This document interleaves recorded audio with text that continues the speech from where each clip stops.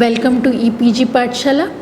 I am Dr. Vaijanta Anand, Associate Professor in Nirmala Niketan College of Social Work, affiliated to University of Mumbai.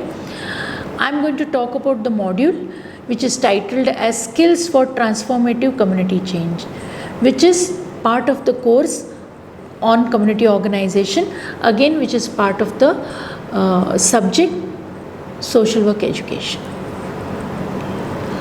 This module will help you to understand the concept of transformative community change, to identify the main characteristics of the transformative community change, to become familiar with the community practice models, and to understand the necessary skills that a community practitioner is looking at to bring about a transformative community change or community transformative community change based on the community practice which a person may follow. Community practice models, there are three way of looking at it. One is Rothman. Rothman talks about three models. Rothman talks about locality development model, social planning model, and social action model. Gamble and Wells talks about model of community practice, and Chekhovey looks at models for community practice. So these are the three different kind of community practice models one can look at. Let us look at Rothman. This is a classic kind of a matrix which gives you an understanding of Rothman's way of looking at community practice. This particular table will show you a kind of a cross section of how exactly these three different models can be compared with each other. So if you are talking about locality development, then the objective of the model is community capacity building, because you are basically building the capacity of the community so that later on they will be able to take care of any of the problems which they face. So if that is the locality development is your model of community development, then the objectives of the community development is very different. But if you are talking about social policy planning, then objective is problem solving, because basically you are looking at how am I supposed to resolve the problems. So I am not looking at capacity building of the community to resolve any problem they face. I am looking at one particular problem and resolving it with coming up of one particular implementation or one particular program which resolves that problem, or one particular kind of way of resolving that community problem. But if suppose it's a social action model, then your objective of that model is very different. This is basically institutional change. The belief that there has to be a shift in power structure, belief that there is a conflict which can be resolved only if the whole power base is shifted and made more equitable. What are the assumptions? In all these three models one can look at. The assumption in the locality development model is that community lacks viable relationships and problem solving capacity. So we are the one who are building up these capacities. So once the community develops its capacities, they will be able to resolve their problem. So I invest in building up the capacities of the community to understand the issues which they are facing. So if there is water crisis, I invest in people understanding why there is water crisis in that community. Okay. But if it is a social policy planning model, the assumption is big challenges like poverty, housing, health, and etc. exist, and they cannot be resolved just by one particular grassroots community. So you have to connect yourself with the larger kind of service system and bring those service system to the doorstep of these particular communities. So one has to get engaged in social planning, or one has to get engaged in a particular kind of implementation of programs which are beyond their capacities.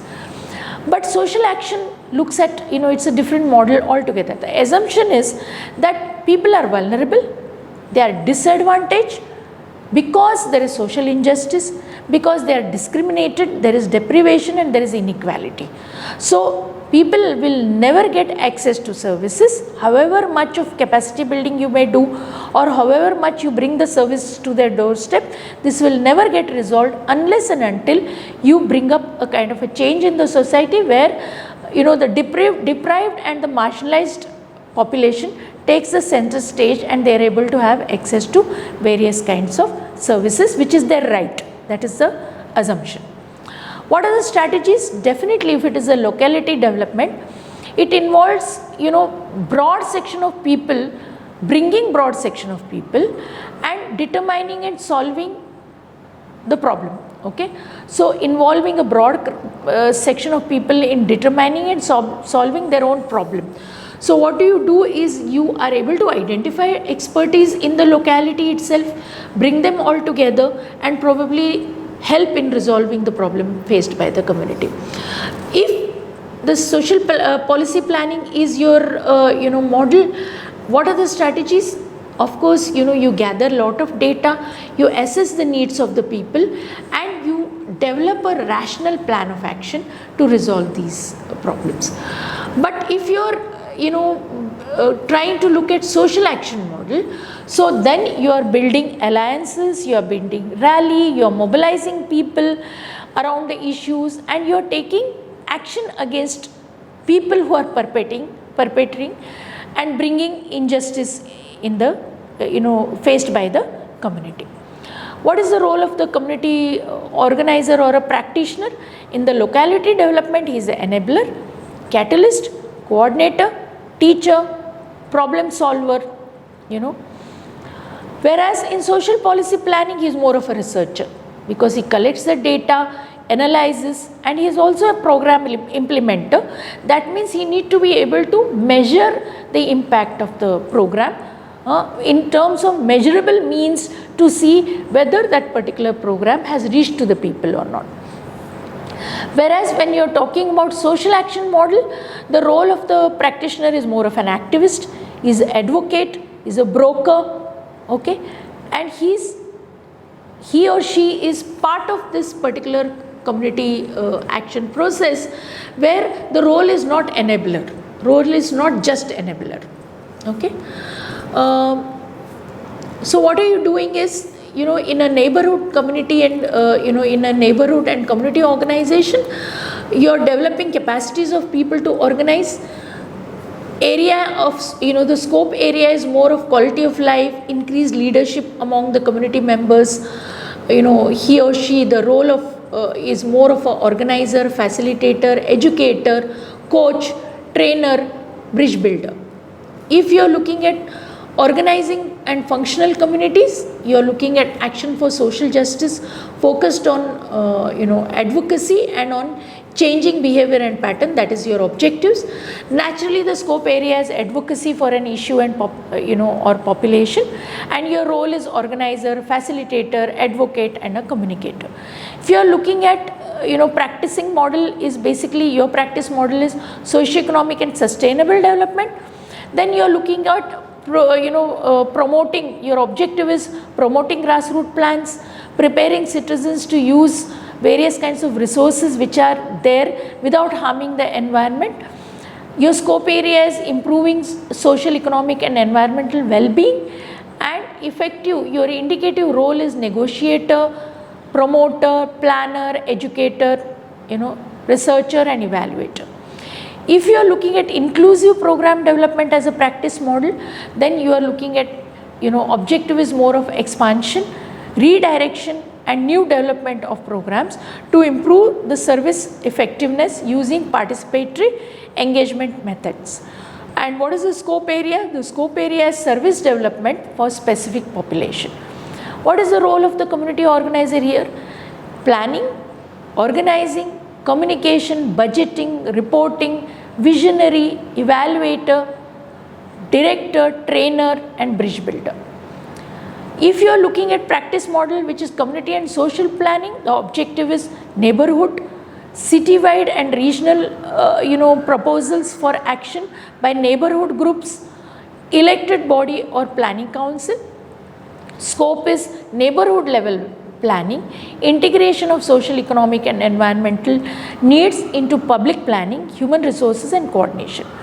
So then the role of the community organizer is again a researcher, proposal writer, planning, organizer, communicating, negotiator, managing and evaluation of the program. If the practice model is building effective coalition, so naturally objective is building a multi-organizational power base, that is at multi-levels you are developing alliances, so to advocate for standard and programs, to influence program direction and draw down resources. Whereas scope areas is organizing partners to join in these kind of collaborations and alliances, and your role is more of a mediator, providing leadership, negotiator, spokesperson on behalf of the people, marginalized people. If your practice model is political and social action, your objective is action for social justice, focused on changing policies and policy matters, and scope area is building the level of participation in the political activity. Naturally, you are more of an activist here, your role is more of a communicator, providing leadership, advocating on behalf of the people. If you are looking for practice model which has movement for progressive change as the base, then the objective is action for social, economic and environmental justice that provides new paradigms for healthy development of people and the planet. Scope area is social, economic and environmental justice within the society, and the role of the community organizer is more of an advocate, more of a negotiator and more of a proactive person who is believing in bringing changes in the by using movements in the society. So, Chekovey identifies 6 strategies of community change. He talks about mass mobilization, social action, citizen participation, public advocacy, popular education and local service development. What are the criticisms? The criticism is the inability of these models to reflect the vast diversity in practice, because on the field the situation is completely different. Models are often removed from the reality of the practitioners, because when a practitioner is in the community may not be clearly thinking whether this particular model I am implementing or this is the way I would like to work in the community. These models are based on rich practice or research experience.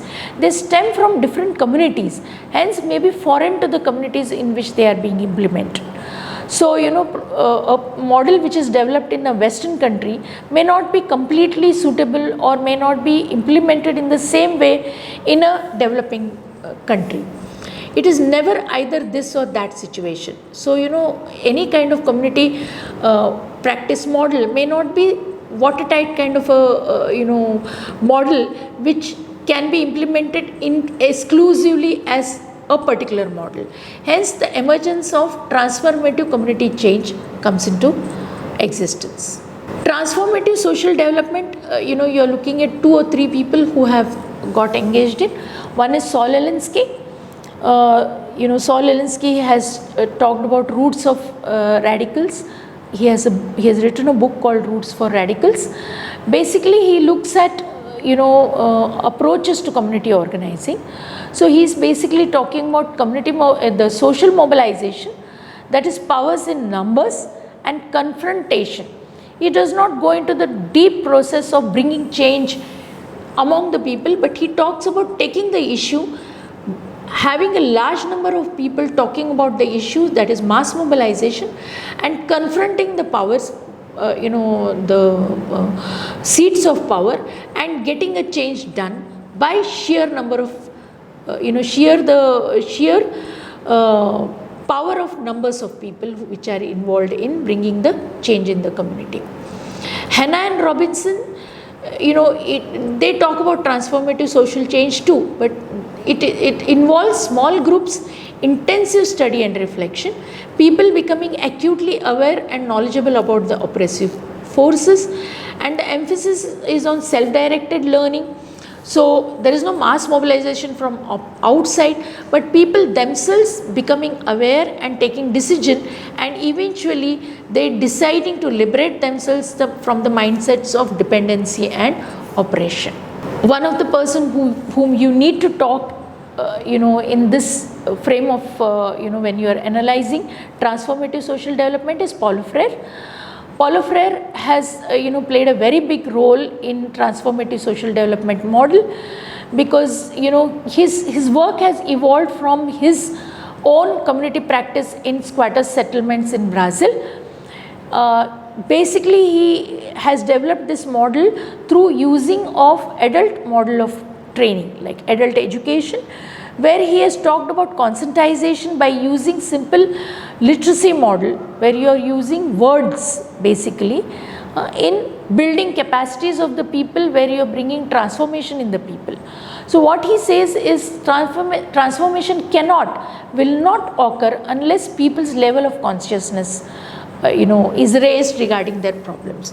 So he talks about taking people from magical level of conscientization to critical level of conscientization, critical consciousness, where people are able to come up with understanding of the issue in a broader sense using the factual information, and they are able to critically analyze the problem rather than getting engaged in magical analysis, where they are relegating the causes of the problem to fate or to something which they are not able to change at all. So this is something which Paulo Freire has talked about.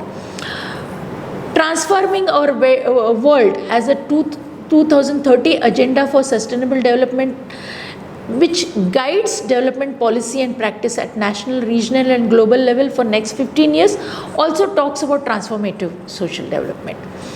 So transformation requires attacking the root basically to reproduce economic, social and political and environmental you're looking at various kinds of inequities and coming up with some kind of model which resolves these kind of problems, instead of just merely looking at the symptoms. Thinking about transformative social development is akin to thinking about transformative communities. So what is transformative community change? A form of transformative empowerment is based on change in the social structure, institutions and relations. So it might become like, if you are looking at violence free community for a woman, where you are looking at domestic violence and bringing a transformative change. So you will have to develop communities who basically start understanding that domestic violence is oppressive, and if we have to free a community from domestic violence, there has to be a paradigm change in the way you look at husband-wife relationship or household or families or relationship within the family. So you are looking at changes in the pattern of stratification, which are based on class, gender, ethnicity, religion or geography. So if you are talking about transformative community change, you are looking at the whole caste system. You will have to look at differences between the religions and the stereotypes and the conflicts which are there between the religion. You are also looking at availability of choices to the disadvantaged groups. Are there choices available? You are looking at transition to more of sustainable production and consumption. Again, as I said earlier, so if you are looking at farmers committing suicide, so you are not sticking yourself to resolving the issue by either waiving of the loans or talking to the families or providing some or the other means of income. You are basically looking at what exactly is sustainable production and consumption model which can be implemented in that area. So enhancement to productivity in an environmentally sound manner without disturbing the environment equations, and equitable distribution of benefits to all the people in the community. So community transformative change is just not one practice model. You might look at various practice models, bring them together to bring this transformation. So the role of the community practitioner are therefore not limited to one or two models. So you might bring in certain services which builds the, you might play a role of building the capacity of the people, which leads to some kind of decisions and some kind of negotiation in bringing some planning and implementing programs which are meant for the people, which basically empowers the people to take up certain issues and advocate or rally or mobilize themselves in resolving the problems by coming in conflict with the government authorities or with the oppressors, and whereby they are able to liberate themselves from the oppressive condition. So transformative social change is vast, hence requires every skill of the practitioner, which may cover all the which may be seen as different in different models of community practice. So characteristics of transformative change as applied to community practice model. So what are the characteristics? Okay, so Well and Gamble's practice model, that it falls into the changes in the social structure and institution and relations.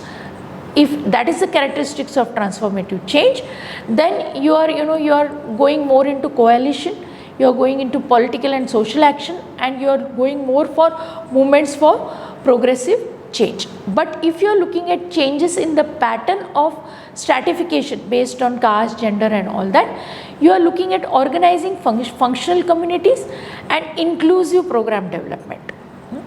If you are looking at choice availability to disadvantaged group, you are looking at again inclusive program implementation or program development. You are looking at neighborhood and community organization. If you are looking at transition to more sustainable production and consumption pattern, you are looking at social, economic and sustainable development model, where you are looking for movements for progressive change. If you are looking at enhancement to productivity in the environmentally sound manner, you are looking at socio-economic and sustainable development, which would include change in crop pattern, better water harvesting, better practices in the community, which encourages the forest growth, or saving of the indigenous seeds, less of dependence on the pesticides and various other things which are time consuming and also guzzling lot of money in implementing these kind of things. So what happens is that whatever the model you are looking at, whatever the transformative change you are looking at, that basically decides what kind of strategies you will be evolving. If you are talking about equitable distribution of benefits, you are looking at political and social action, because equitability means democracy, it means inclusive program development, and it means social planning, where everybody gets an opportunity to have a say in what kind of development they would like to have. Is transformative community change a single model? One cannot look at it as one practice model. Therefore, the community practitioner's role are not limited to one or two models. So, in a way, transformative social change or transformative community change is vast and requires several skills which need to be acquired by the community practitioners, and knowledge of various models which have come up in different contexts all over the world.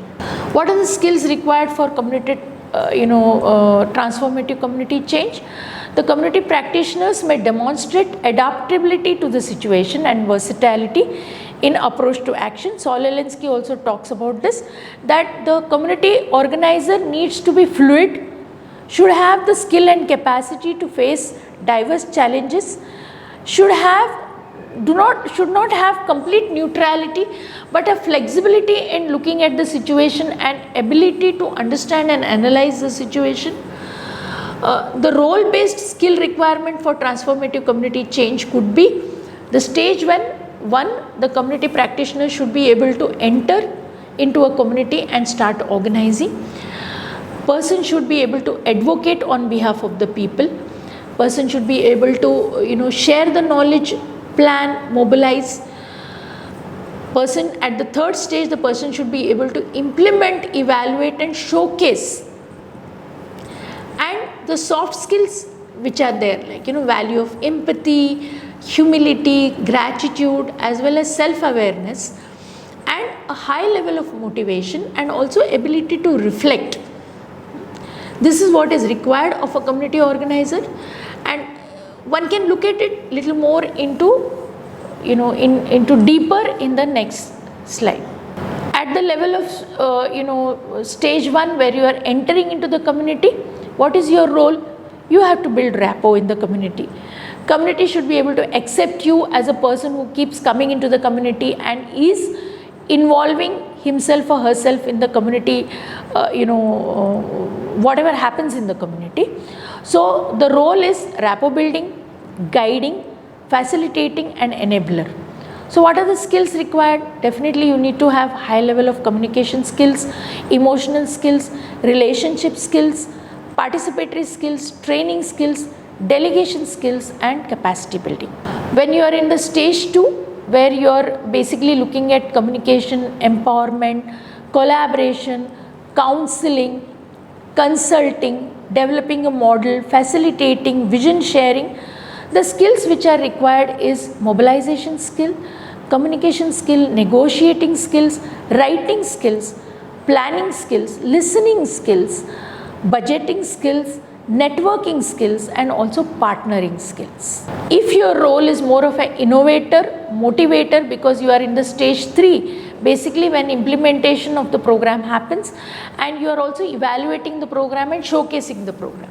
So definitely your role is more of an innovator, motivator, evaluator and a catalyst, and you are more of an advocate, and you are also sometimes involved in marketing.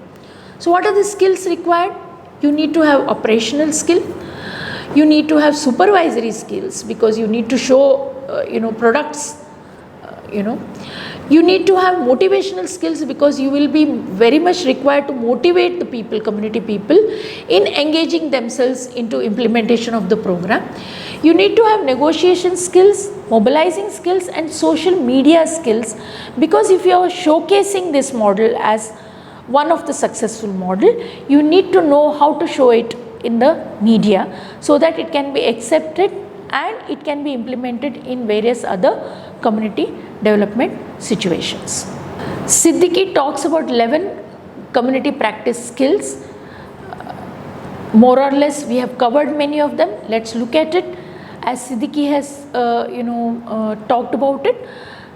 The skill in rapport building, identification of need, skills in resource mobilization, in program planning, in program management and skills in evaluation, skills in recording, skills in encouraging community practice or community participation, skills in working with the group, skills in working with individuals and skills in mobilizing community resources. Transformative community practice, it's not a distinct model as we said earlier, so rather a blend of different community practice models. Therefore, requisite skills for these models are also the ones necessary for transformative practice.